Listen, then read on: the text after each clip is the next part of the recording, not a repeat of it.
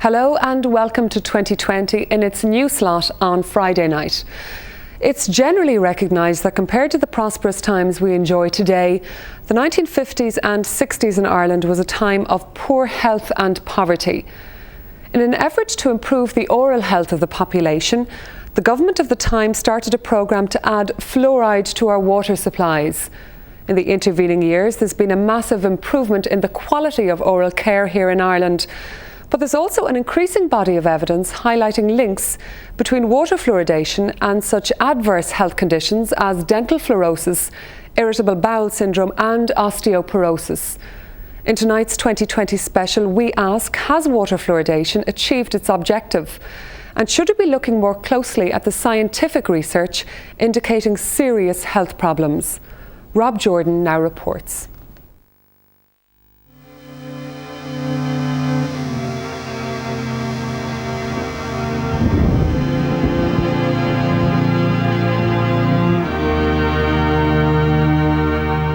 We shouldn't underestimate the dramatic impact on dental health in Ireland. It has really transformed the quality of teeth of Irish people. When they started to see that there was medical research pointing to all kinds of conditions, from hip fracture rates, dental fluorosis on children, to cancer, nobody was willing to take the risk with the whole society. I think there is a growing concern in the country as to whether it is a good or a bad thing. For the past 36 years, the Irish government have added a chemical called fluoride to most of the population's drinking water supplies. The reason for this, it is claimed to have a major impact in reducing dental decay. However, many people are now asking serious questions about both the safety and the effectiveness of this health programme. On tonight's 2020, we ask just what has this chemical been added to the Irish water supplies, and has it achieved its objectives? We look at evidence linking it to serious health problems and ask, what are people in Ireland doing about this important issue?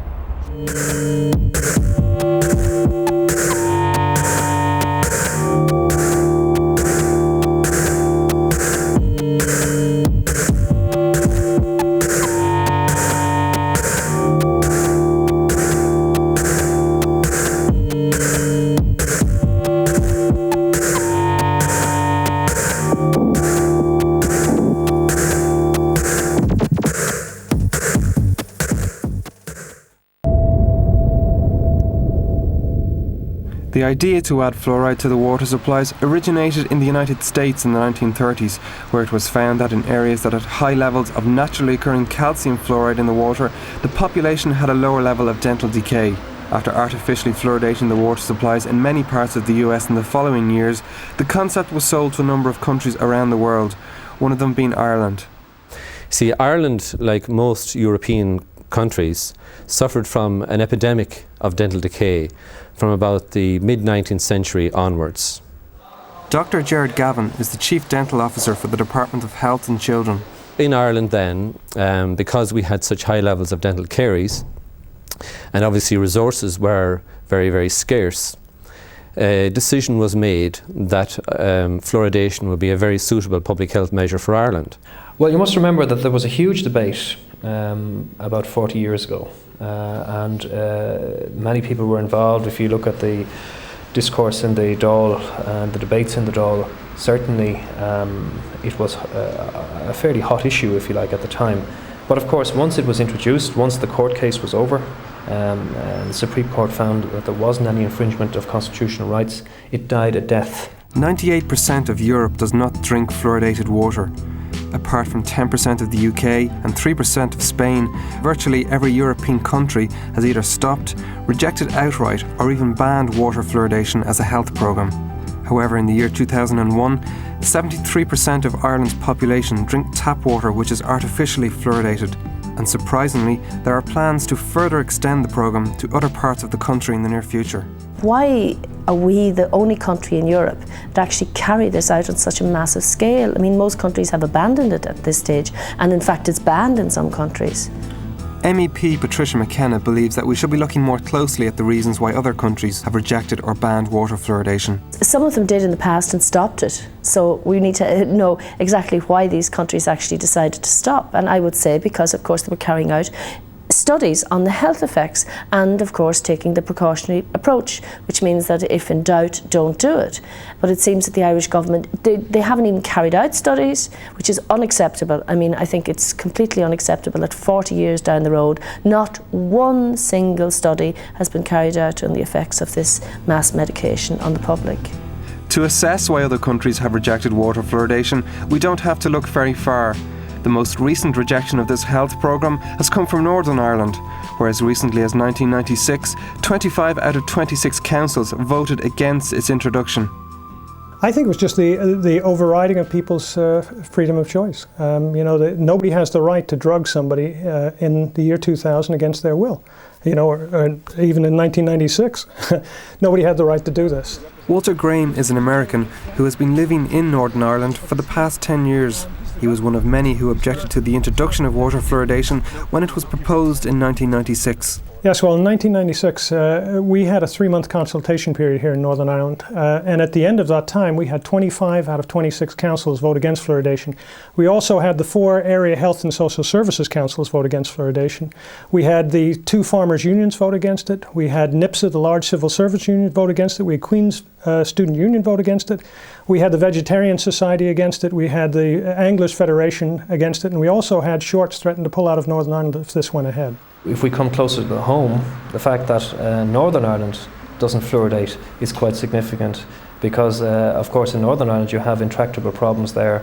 If you look at Sinn Féin and the DUP, the one thing that they can actually agree on is that we shouldn't fluoridate our water. It depends on what country you look at, and obviously the norms are different, as you've just outlined yourself, in terms of European countries where tap water isn't drunk as often or regularly as we do, and so forth. But then there's salt fluoridation in other countries, and in the United States, for example, many states have public water fluoridated systems. So I think it's not true to say that we're somehow isolated on this one. Most of the world's population that receive artificially fluoridated water live in parts of New Zealand, Australia, Canada and the United States.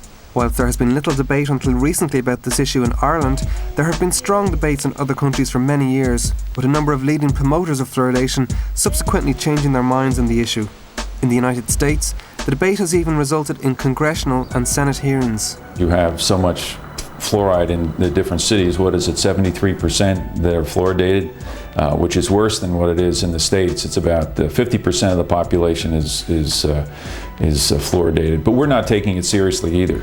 Dr. Robert Carton is a former scientist in the US Environmental Protection Agency. He was the president of a union of over 1,200 scientists and toxicologists that has publicly called for the halting of the water fluoridation program in the US. They need to understand that in the States, the level that's considered safe was done under fraudulent conditions. And I was there when the standard was written. I know the people who wrote it, and they have told me personally that they were told to rewrite documents so that it would come out to a much higher number. So they admit the number should have been much lower. And yet they got political pressure to raise it. So most of my talk is about all the evidence. And this is not just my conversations with them, this is actual documents we got a hold of under the Freedom of Information Act that shows that they actually had this in mind and they intended to protect policy and not public health. Considering the level of debate in other fluoridated countries, it seems surprising that the debate in Ireland has not been a very public one. However, in recent years, this has changed.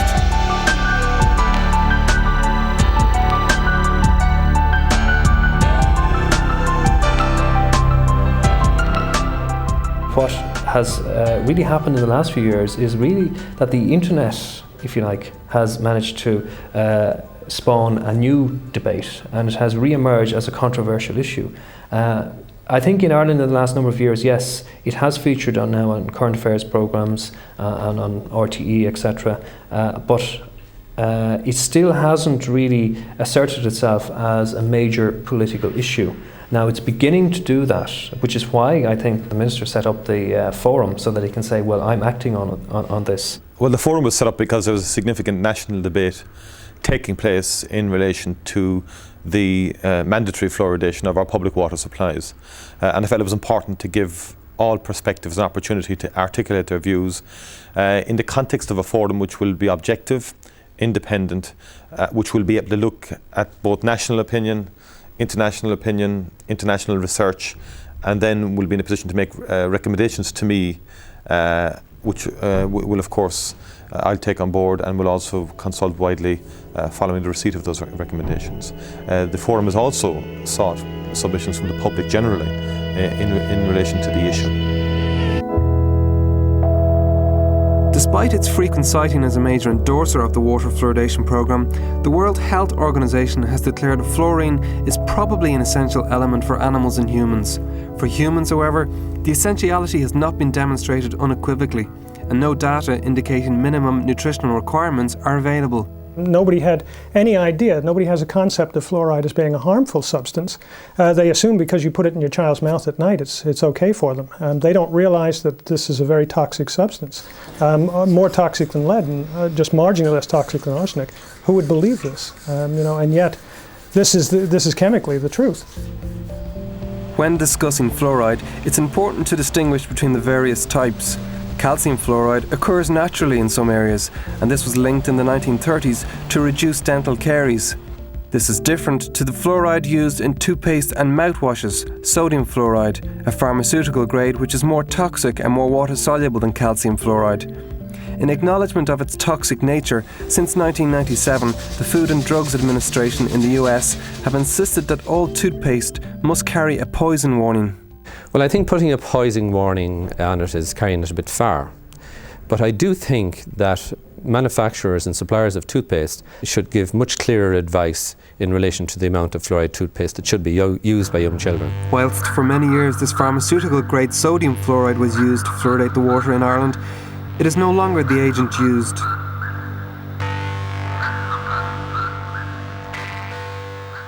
Well, I was very surprised that the Irish government was using a very corrosive acid to actually fluoridate our drinking water. Dr. Don McCauley is a dentist practicing in the Republic of Ireland who for the past 2 years has been trying to find out more about the fluoridation of Irish water supplies, and as a result has changed his mind about water fluoridation being a positive health policy. Until 2 years ago, I would have described myself as very much a supporter of fluoridation. But on behalf of my patients in the last 2 years, I've come to reinvestigate the whole issue of water fluoridation. I reviewed the pros and cons of fluoridation and actually looked at scientific studies. I looked at dental and medical journals, and I also used internet sources to reinvestigate the growing controversy which surrounds this subject. In order to find out what fluoridation agent was used in Irish water, Dr. McCauley was forced to use the Freedom of Information Act. The main focus of my actual request was a chemical analysis of the agent that's actually used to fluoridate our drinking water. This is a chemical fluoride, and I wanted to know what agent was actually being used. So I required this from the Eastern Regional Health Authority, which is responsible for purchasing the agent. Now, under the Freedom of Information Act, you're actually required to respond to a request within 4 weeks. It took 10 months to actually access this information. I had to actually take the Eastern Regional Health Authority to the Information Commissioner and then to the Ombudsman to get hold of this information. And when the information was finally released 10 months later, I found that the document itself was very alarming.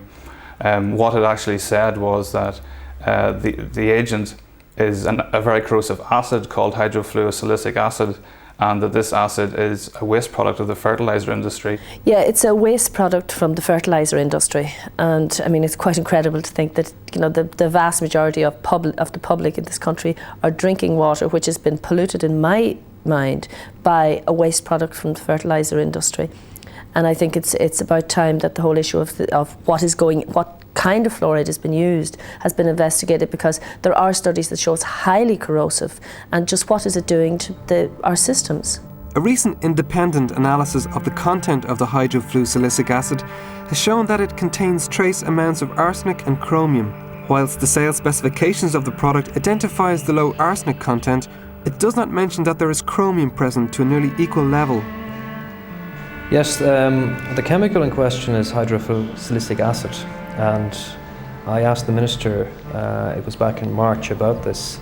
I know from previous questions that it's a chemical that's derived from the fertilizer industry, And I asked about the presence of chromium in it, and I was told categorically there was no chromium present. And we're concerned not just about chromium, of course, but arsenic as well.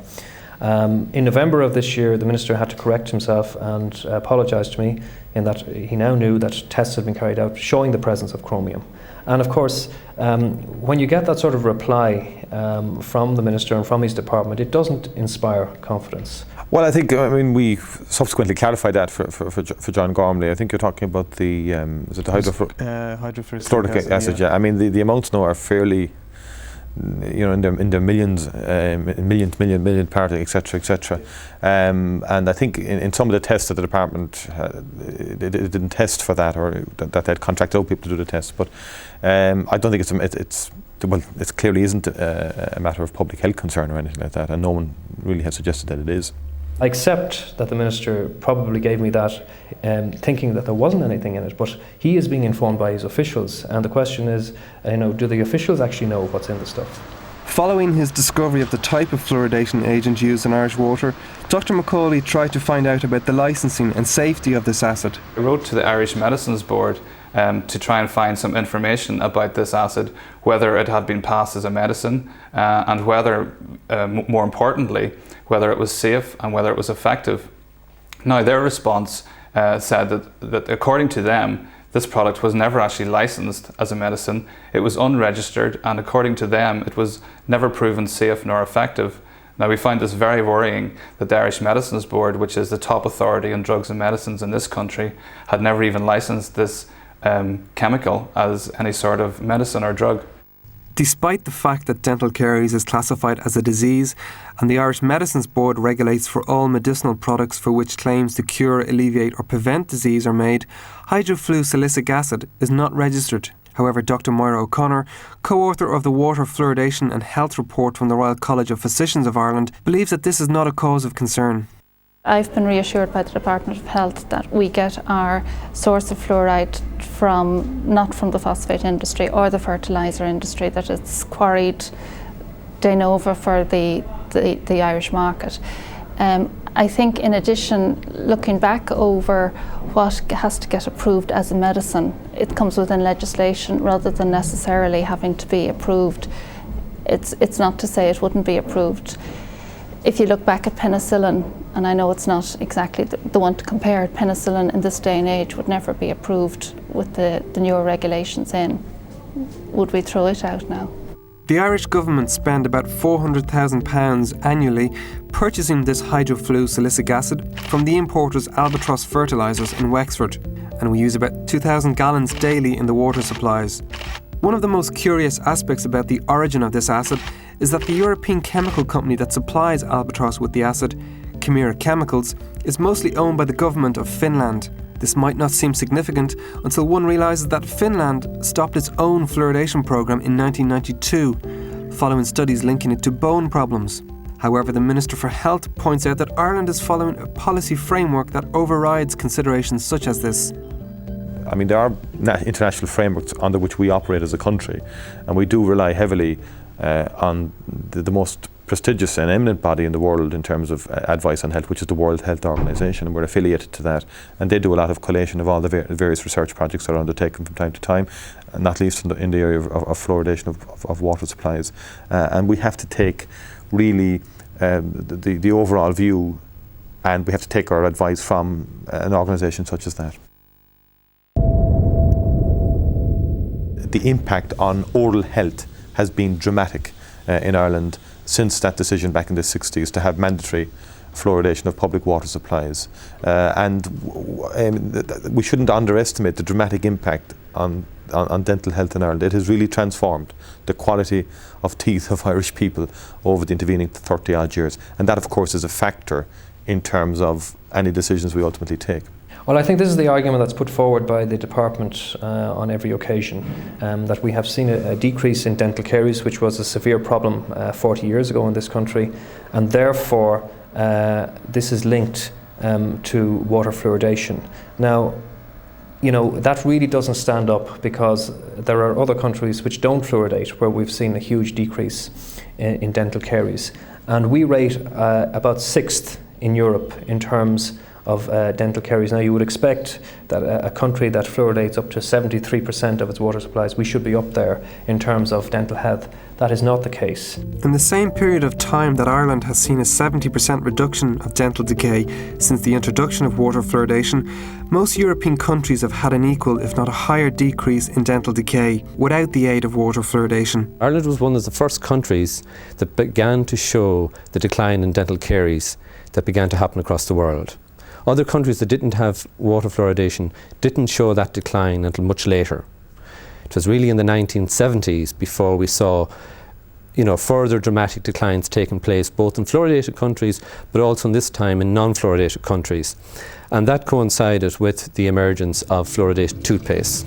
One of the reasons why those who oppose water fluoridation believe that there are little grounds for its continuation is because there have been many large international studies that have shown that water fluoridation has little or no effect in reducing dental decay. In the US, Dr. John Yamianis analysed the results of one of the largest modern surveys conducted by the National Institute of Dental Research and concluded that there was no benefit. In New Zealand, which is unique because dental records are maintained for all children, Dr. John Colquhoun, Chief Dental Officer of Auckland, editor for the Journal for the International Society of Fluoride Research, and for many years New Zealand's main promoter of the fluoridation policy, graphed the downward trend in decay reduction over a 50-year period, showing that despite the introduction of water fluoridation in the 1950s and fluoridated toothpaste in the 1970s, this downward trend in dental decay stayed steady. He concluded that the reduction in dental decay occurred independently of the introduction of water fluoridation.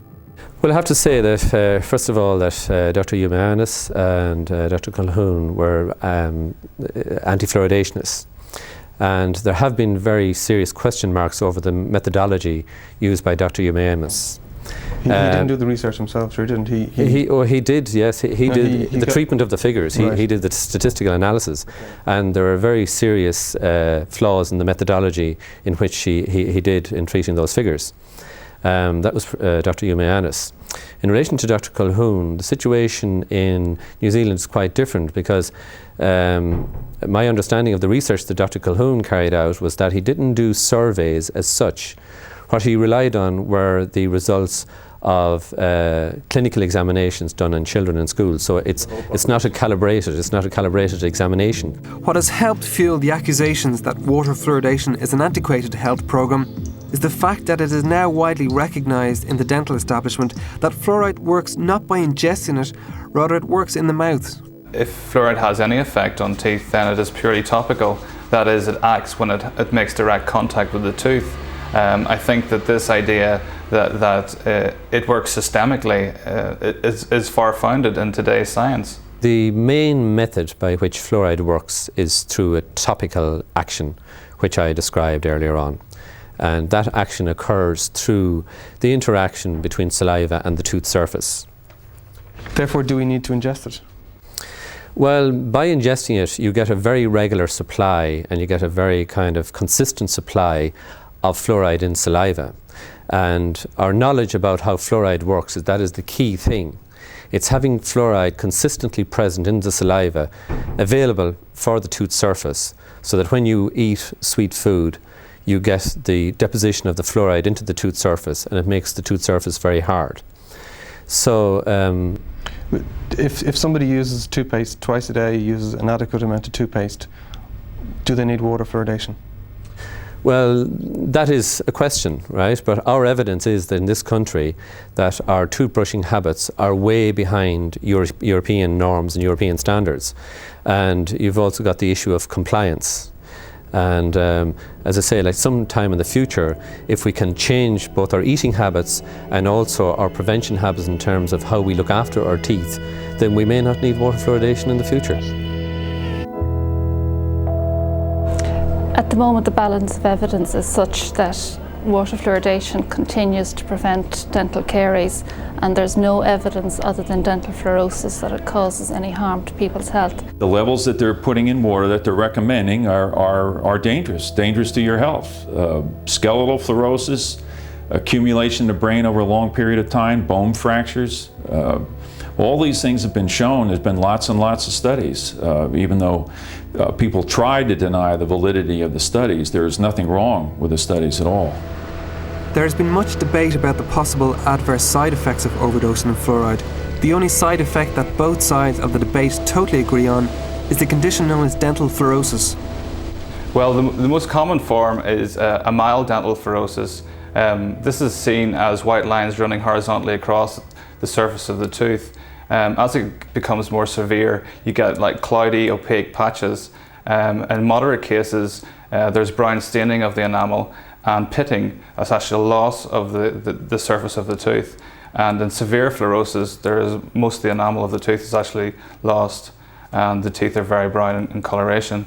Dental fluorosis is structural damage to teeth. All medical and dental authorities acknowledge that the only cause of this dental disfigurement is fluoride. Now, Professor O'Mullane of University College Cork recently declared that 50% of a population in a fluoridated community would have this condition. The World Health Organization and the York Report acknowledge that mild fluorosis in fluoridated communities can affect as much as nearly 50% of the population.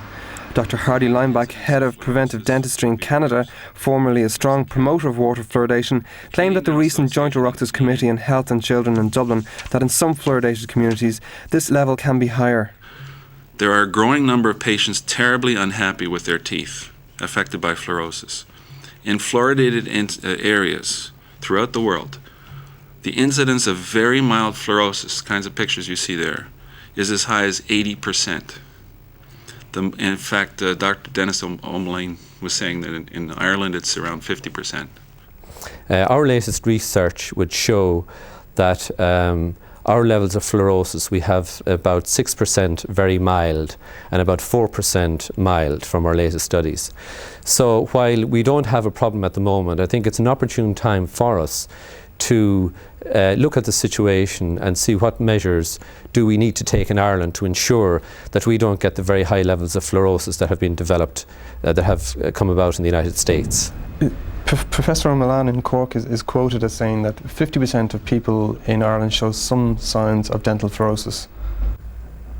I think Professor O'Mullane has corrected that quotation. That's a misquote.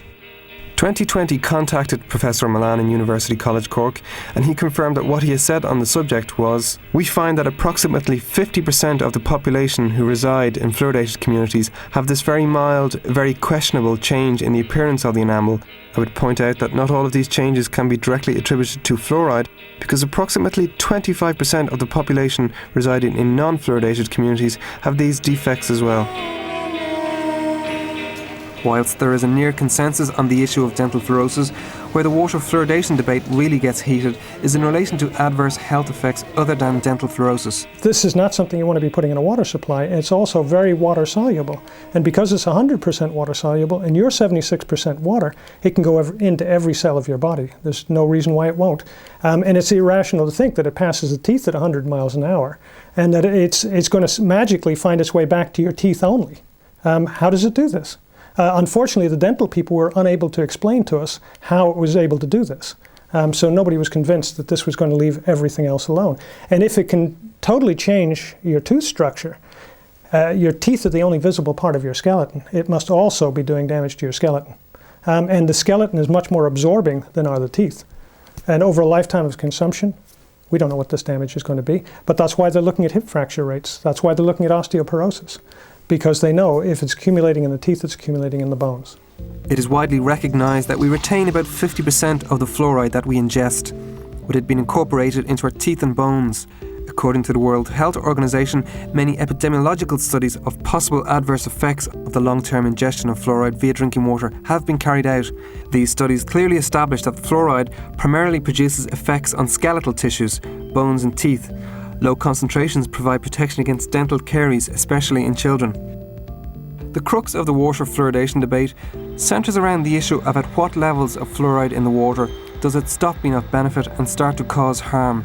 The World Health Organization acknowledged that at levels above 3 to 4 parts per million, which is 3 or 4 milligrams of fluoride for every litre of water, there are clear adverse changes to bone structure observable. However, at 1 part per million, the level which we have in our water in Ireland, it is considered safe.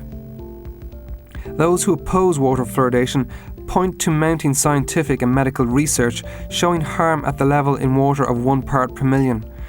Dr. Don Macaulay has recently compiled just some of the international research on the adverse effects of water fluoridation, with the article appearing as an editorial in the recent edition of the prestigious Irish Medical Journal. Well, I wrote the editorial that was recently published in the Irish Medical Journal to raise this important issue of water fluoridation with fellow health professionals. The article highlighted the health damage and tooth damage that's caused by fluoride, and in it I cited many references. These references are international peer-reviewed scientific studies actually showing damage to health. Now, the damage to health that I highlighted included hip fracture, bone cancer, irritable bowel syndrome, and decreased fertility. Now, the point was that I see evidence of fluoride damage in the surgery on a daily basis, and I wanted doctors to be aware of the possible health damage that is linked to water fluoridation. I think it's good that people raise the question and stimulate the debate, because for 30 years there hasn't been much debate along in the whole area. In the terms of reviews, recently an international study in York has looked at over 3,000 studies. They have come down on the side of water fluoridation continues to benefit in terms of dental caries, and they're, apart from the dental fluorosis, which I presume my dental colleagues will deal with, there is no evidence of harm at the moment, but we need to continue to monitor. The York Report, which was a systematic review of water fluoridation, was published in the UK in October 2000. While stressing that a lot of the research that proved the dental benefits was of poor quality and that the benefits had been overestimated, it criticised and excluded a lot of the research that proved the harmful effects of fluoride and concluded that more research was needed. I think it does put an onus on the international community, whether they're water fluoridating, salt fluoridating or not fluoridating, to actually put the finances and the research into doing good quality studies rather than possibly small, poor quality studies which you may do because you want a publication or because you're doing it as part of your general work. There is a need for better quality research overall in the whole area.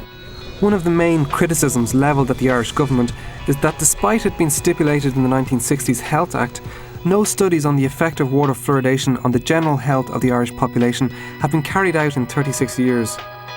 Dr. O'Connor has pointed out that a questionnaire was filled out by 2,000 people in 1990, and this will be repeated in the near future. However, it appears that there is little confidence in the ability of this questionnaire to come up with answers. I think the concern must be, what would we expect a study such as that to show up? In fact, you need very specific ideas.